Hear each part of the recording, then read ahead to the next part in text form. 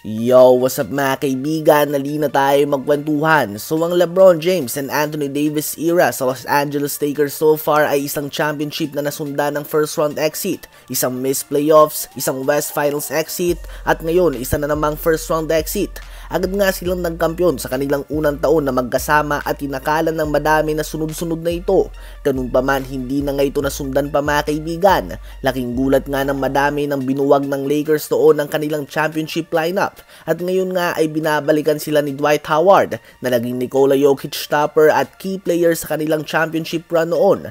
Ayon nga kay Dwight Howard ay hindi na dapat binuwag ng Lakers ang kanilang championship team. At kung pagbabasehan mo nga mga komento ng mga fans tungkol dito sa social media, mukhang madami ngang sang-ayon kay Dwight Howard. Kayo ba mga kaibigan, ano ba ang masasabi nyo tungkol dito? Habang patungo naman sa series ng Minnesota Timberwolves at ng Phoenix Suns ay inaabangan ng madami ang bakbakan ng dalawang shooting guard na kinoconsider ng ilan bilang best shooting guard sa NBA ngayon, Anthony Edwards and Devin Booker. Ganun pa man ay naging one-sided nga ito in favor of Edwards. Sa last game nga ay nagtala ng impresibong 49 points si Booker, ganun pa man hindi nga same ang impact na dala nila sa loob ng court. Pwede nga na parehong gumawa ng 40 points si Anthony Edwards at Devin Booker, ngunit mas ramdam mo ang presence si Edwards dahil sa kanyang leadership at depensa. He can be the best offensive player and at the same time best defensive player sa loob ng court. At dahil nga dito ay mukhang opisyal nang nakuha ni Anthony Edwards ang starting shooting guard spot sa Team USA. Dahil sila nga ni Booker ang mag-aagawan ng pwesto na ito.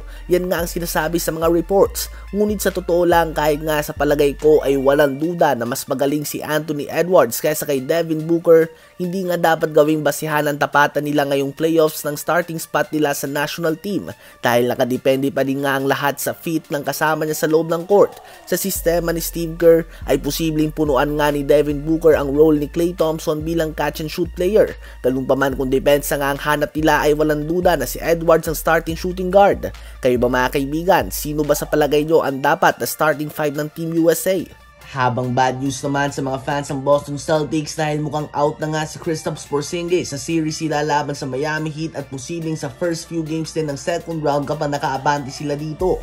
Hindi nga nalalayo kay Giannis Antetokounmpo ang calf injury na ito mga kaibigan, kaya naman kailangan niya talaga ito na ipagpahinga ng maigi. Andyan pa naman sila Horford at Xavier Tillman na pwede mag-step up para sa kanyang pwesto. Malaking parte si KP ng opensa ng Celtics dahil sa kanyang limitless range ay nakakabuelo nga sila Tatum at Jaylen Brown na umatake sa pinta. Ganun pa man ang good news nga kung ikaw ay isang Celtics fan, kung titingnan mo nga mga team sa East ngayon, halos lahat ito ay may iniinda na mga injury.